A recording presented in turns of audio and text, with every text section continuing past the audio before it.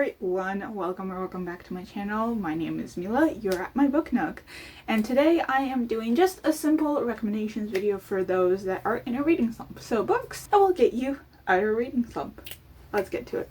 So I have a couple of categories. I have children's, I have manga, fantasy, novellas, and classics. So, and I'll obviously explain about all the books. Timestamps will be down below. If you like this video, check out my other ones and comment your thoughts and other recommendations down below, even if you repeat the same ones that I have. Someone might want a secondary opinion on some of the books that I've chosen. So we have the first category, which is children's, and the first book I have is actually a series, but honestly, reading the first book will kind of really pull you out of a reading slump. And I say this because this has been a tried and true method, ? And that is the Percy Jackson and the Olympians series by Riordan. I'm probably saying his last name wrong, but anyways. So Percy Jackson follows our main character, Percy Jackson, who learns that he is the son of one of the Greek gods, and he's not supposed to exist. He learns of this place called Camp Half-Blood, which is protected by magic, essentially, that keeps the monsters that are actively going to be hunting him for the rest of his life, essentially, after he understands that he's a half-blood or a demigod, so to speak, and it protects them within the borders of the camp, and he goes there during the summer for the most part. And in the first book, he has to find the Master Lightning Bolt that somebody has stolen off of Zeus, and Zeus thinks it's Percy because he's Poseidon's kid, and Percy's like, what the hell is this? This is ridiculous because I didn't even know that the Greek gods were a thing until like this very moment. And apparently I'm being accused of stealing a lightning bolt from a place that I didn't know existed, which is the 600th floor of the Empire State Building. That is where Olympus is. So he's like, oh, Olympus is on, like, the Empire State Building? Like, what are you talking about? Anyways, so the reason why I'm recommending this is because Percy's hilarious. The narration is hilarious. It is a really fast-paced book. Don't be intimidated. A lot of you guys don't be intimidated by the page count because it goes by so quickly. I literally could read this book in like 3 hours. With like breaks, 3 hours. With no breaks, probably an hour and a half. Like, that is how fast the book goes. And the chapter titles are hilarious. Percy's hilarious as a narrator. It's just a really fantastic plot of events, so to speak. So it really goes bang, bang, bang, bang, bang, bang, bang. It goes really fast. That's all I'm saying. So I'm biased in this, but I think it's a really, really fantastic series to start off with. The next book I have is from the mixed up files of Mrs. I forgot the name of the book again. Where is it? I had my copy somewhere. Okay, I'll put it up on the screen. This is a really short book. It's like 180 something pages, I believe. At least my copy was. And I actually read it in like a day. And I have a really sweet story behind this. Basically, this one follows two kids that run away to Met, essentially. And when I was at the library for my shift, I had just come back from 3 weeks of vacation in New Jersey visiting family. So my cousin and my aunt and stuff like that. And we had brought my grandparents there as well because they have a ticket out of New York and la la la. And my cousin promised me a trip to New York, and specifically a trip to the Met. So we had gone to the Met. We'd seen probably 5% of the whole Met because it's huge and you can spend a day there and probably won't even touch like the surface of it all. It was fantastic. I don't know how I'm supposed to go back to like the ROM because the ROM is the biggest in Canada, the biggest museum in Canada. So it's kind of ridiculous. But I love the ROM with all my heart. But like, step it up. Come on guys. Like, come on. Anyways, so we went to the Met, and as I was doing my library shift, one of the librarians comes by, and I've talked to him about like the books I'm reading and recommendations. He's given me recommendations. I've talked to him about like my recommendations and stuff like that. And I told him that I had gone to the Met.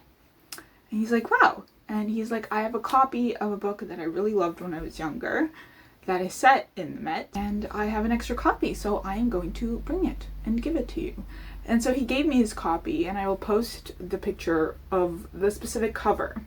Funny thing about the cover is that I was really touched because he gave it to me the next time he saw me, and I was really touched because usually I'm the one giving gifts, or if someone is giving me gifts, it's usually from a pre-made list, so it's not really, it's from the heart, but it's not entirely from the heart, you know, so it's not fully their choice, it's like they choose from my list of wants kind of thing. Does that make sense? I hope that makes sense.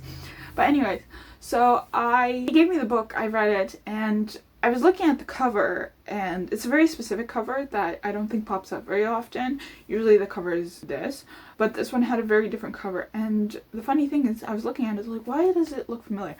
I was there. I saw that, okay, I wasn't in the room exactly on the floor, I was in one of the balconies, but I saw the exact part of the book cover, and I have a picture of it, which was just crazy to find out. I was just like, oh my god, I actually saw these specific knights from like a distance, obviously, from the balcony, but that was really, really crazy and really, really cool because out of all the covers that I could have gotten, it was a specific one of like them in the room with the knights. So yeah, anyways, so that's that. So I'd highly recommend this one. It's really short, it's really fun, it's really sweet, it's really heartwarming too, and just has a little bit of humor sprinkled into it, you know? The next series, or book rather, I am going to recommend is the Amulet graphic novel series. I read through these so quickly, and I remember finishing volume 7 and then looking at my Libby as to when my hold for book 8 will come in, and it said like ready in a week or whatever, and it didn't become ready in a week, and I waited a while for it. Well, okay, not a while for it, but too long. It felt like I'd waited too long for it. And so I went to the bookstore and I found a copy and I sat on the floor and I read it in like an hour and a half. So the Amulet series follows our main character Emily and her brother Nevin, and also partially their mom, as they move into their grandfather's home, sort of in the middle of nowhere after their father's death. And the two kids, they're clearly traumatized, they're clearly very, very sad. And then their mom sort of gets like captured by this creature from this other world, so they walk through like into the other world, and then turns out that Emily's granddad, like their granddad, is actually alive, but also like dying. He just went into that other world. And so they meet this very interesting cast of characters, including like a talking fox, talking robots, a talking bunny creature, I think. And so,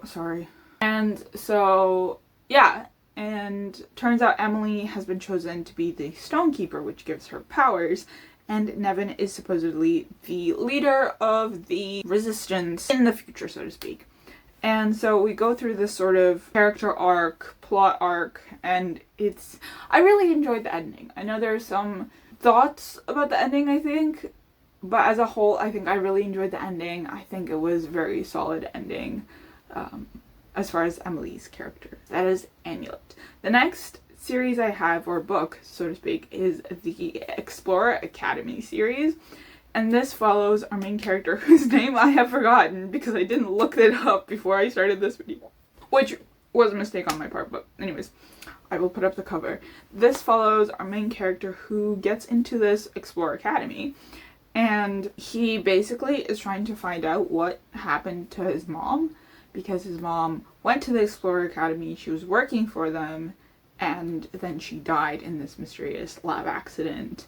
And they don't know why she died, they don't know how exactly she died, and like exactly what for. Why did she die? You know, was it of her own mistakes? Was it someone, you know, plotting to kill her? You don't know. So he goes to this Explorer Academy and they basically learn all these things, and it's also in collaboration, like in real life, it's in collaboration with National Geographic. So all of the like facts that you get about, like, let's say they're in like a freaking glacier or something like that, right? All the facts that you get about glaciers, they're legit facts because they've been like triple checked by the pros at National Geographic, right? So there is that. So I really enjoyed this one because it was a really easy read. I wouldn't say it's entirely graphic novel, but it does have illustrations. However, it just has regular text. So it's not in the format of a graphic novel with just the text bubbles and like the sort of narration boxes, but it does have illustrations, and the illustrations are pretty great, and it's a really fun story. I haven't finished the series, and I really want to get into it and finish the series, but, you know, I remember getting up to, like, book 5 or something like that, and then not continuing because I think the library might have not had the next copy or hadn't come out yet. So excited to see where that one ends, if it has ended. Hopefully it has. But yeah, so that is Explore Academy. The next book I have is a graphic novel version of a classic that is actually considered like a children's classic, because his books are mainly children's classics. Considered children's classics, I'd say. And that is 20,000 Leagues Under the Sea. I read this via the library on my Kindle, but I do have like a copy of it, like a proper copy of it, because I found a bunch of these graphic novel adaptations of this specific series at the dollar store. So we got them for like $2-3 each, which was a crazy find because they go upwards of like $15 at like the bookstore, which is crazy. So we have like a bunch. There's like Robin Hood, 20,000 Leagues Under the Sea, Dracula, and a couple of other ones that I've forgotten off the top of my head. But this one is just a general sort of overview of the whole 20,000 Leagues Under the Sea, how there's like this creature that they're trying to find, and then when they strike it with a harpoon, it's metal. It just bounces off because it's a submarine, right? And then they go on board and they meet Captain Nemo, and he sort of describes why he's so detached from the world and so on and so forth. And in my review of it on my Instagram story review thing, I wrote, this might be the thing that might actually convince me to read the full length novel. Whether it's going to be in French or in English remains to be seen, because I do speak French and Jules Verne was French. But yeah, so that one's really, really fun. It's a good palate cleanser, and you also get some insight into the classics that people force down our throats, simply put. And then the last thing I have for the children's category is another graphic novel. I know this is a graphic novel heavy, but that's because I read a bunch of them, and the thing is, I read a bunch of them back to back, and that's what sort of kept me out of my reading slump, right? That's what helped keep the momentum going. And so the next one I have is also another graphic novel series. I'm not sure how many books there are. I think it may be 3 or 4, and I don't know how many there are supposed to be in the end. But that is the Lightfall series by, I believe, Tim Probert. This follows our main girl, Bee, who is the adopted granddaughter of the pig wizard. And she goes off to find these herbs for her pig wizard grandfather because he sent her off. She meets this Galdurian, which is sort of like a frog creature named, I believe, Cad, and he like saves her from like the tree because she like climbed up and she like got stuck or whatever, and he like catches her when she falls down. And then they go back to the pig wizard's house, and the pig wizard is gone. She's not sure where he's gone. And then they're like, okay, like, let's go find the pig wizard because he's old and he will forget things. And so they go off to find the pig wizard. They haven't found him yet, but yeah. This one was really cute. I really like the art style. The art style in, like, Amulet and Lightfall is really, really pretty. It's just a really cute art style, and it's very pleasing to the eye, so I'd highly recommend in that regard. But yeah, so that is the children's category. And now I have the manga category. And again, the reason it's so graphic novel and manga heavy is because that's what helped keep the momentum going for me. So the first one I have is Frieren. This is a 13 or 12 or 13 book volume series, I believe. And I believe it has a like TV show adaptation, like there's an anime adaptation of it. So this one follows our main character, Frieren, who's an elf and it basically follows like the hero's journey after the big boss battle has gone down, which I don't think we see a lot in media. Usually it's like the war happened really far back and then the soldier has to come back and then defeat the next big evil, that kind of thing. But in this case, it's like the big evil is done and dusted. And so elves live for a really long time. And so 100 years for her is, 1 minute in regular, right? It's like a minute passes, right? So she has to figure out what she wants to do with her life, and essentially she tries to live as humans do. You know, sort of go exploring and walking around, and there is potentially a big bad that is gonna come back, but you'll have to read it to find out more, and the art style is great. I think the art style is so cute. I really love the art style that differs from manga to manga. I think it's such a unique thing. And I watched a little bit of the anime, and I really like how they kept the same art style, which is really nice to just in general see. And a lot of the conversations, I only watched a bit of like the first episode, but it's like literally book to TV adaptation, which is great because you don't see that a lot in terms of accuracy in like modern film adaptations. So leave it to the Japanese to really knock it in. Then we have the Witch Hat Atelier, which follows our main girl Coco, who loves magic, but she was told that, like, you know, you can't become a witch. You have to be born a witch, you have to be born with this magic, but actually, you don't have to be born with magic. That's all I'm gonna say. This is really cute, it's really short, Coco is really sweet. I really like her, like, really, she makes mistakes, and she gets back up, and she gets scared, and she's just a really lovable main character, and I think that the other two characters will really grow to love her as well, and it will be very much a found family aspect. And yeah, so Witch Hat Atelier. Next we have The Girl from the Other Side. This one was something I just randomly stumbled upon because I really like the cover of it. Again, the art style differing from like manga to manga. It just, these people are so talented. It's actually insane. But The Girl from the Other Side follows the teacher, which is like the other creature sort of. And then we have our main girl, Shiva, who is this little girl, and she's from like the human village, and the teacher essentially takes her in, and he has to be like, they have to both be wary that Shiva doesn't touch him, because then she will be like enraged by this darkness that he is technically. So yeah, and it just follows their sort of day-to-day life, and it's really sweet, and it's really funny because it's like a clueless father. He doesn't know what to do. Like, the teacher does not know what to do. He doesn't really know how to cook. He doesn't know how to take care of a child. And I don't know, I just really like the sort of, because the teacher is all like dark and black, right? And he has black horns and everything. Shiva has like white hair and a white dress. And it's just, I don't know, like, it's so sweet. You know, it's a really sweet, like, they'll go walking in the forest. You know, sweet. So yeah, that plot twist at the end, that cliffhanger at the end was crazy. It was so crazy that my boyfriend, while we were waiting for the sky ride at the CNE, which is like an exhibition thing with a bunch of rides and stuff like that, we were waiting for it. And he read it, and he got to the last page, and he's like, what the hell? He said the F word. I'm not gonna drop the F word. But he was like, what the hell? I'm like, now you understand my reaction. Because I had finished it earlier, and then I was gonna put my, you know, e-reader away, and then he's like, no, give it to me, I want to read it. So yeah, and then the last manga I have is Spy X Family. I feel like everyone and their mothers have read this. I'm the last person on earth to read this. I'm probably not, but I'm being dramatic, you know me. But basically this follows our main character, Twilight, I believe his name is, and he takes on this identity, and he adopts a girl named Anya, and then he marries a girl named Yor, and Y-O-R, not like Yor, not like Y-O-U-R. Anyways, so he is a spy.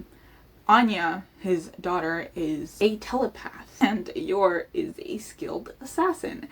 And they don't know that the other is like a spy and the other is an assassin. Anya does.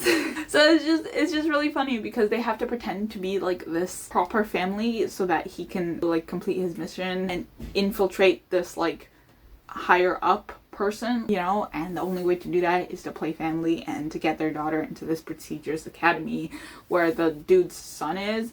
But yeah, anyways, so it's really funny, and I really like it. It's really cute. So I've only read volume 1 of all of these actually, but I cannot recommend them enough. The next category I have is fantasy.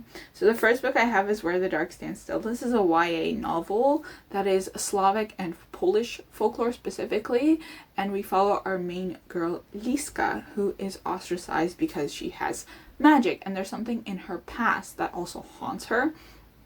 So she leaves her tiny village to go off into the forest to find this mysterious fern flower and to make a wish. So she wants her magic to go away. And so she finds the fern flower, but she also meets the guardian of the forest, the Leji. And this is actually like an actual Slavic folklore figure, the guardian of the forest. And the Leji is like, okay, well, you're like cute or whatever, so I am going to, let you stay in my house for a year, and then and then I'll give you like your wish. You're going to take care of the house, and you're going to get your wish after a year. So she stays there for a year, and things ensue. That's all I'm going to put it as. Then we have a KU book. Unfortunately, it's KU. I can't really do anything about it, but I really enjoyed it, and it's fairly quick. So then we have Legends and Librarians by, I believe, Pandora Pierce, I think her name was. We follow our main girl, Nessie, who is a librarian, and she wants to restore the Misty Mountain Library, but then when she comes in, she realizes that while it is devoid of human librarians, there are still things that are upkeeping the library. And these things are the characters from the books. And so she has to prepare the library for this big festival where they will get blessed by the gods, and she wants more people to come in so then the magic will grow and stuff like that. So yeah, and then we meet Rowan, Rowan, I think his name was. He's an skilled adventurer or whatever, warrior adventurer, and he essentially goes to the Misty Mountain. He meets her as she's like going up, I think.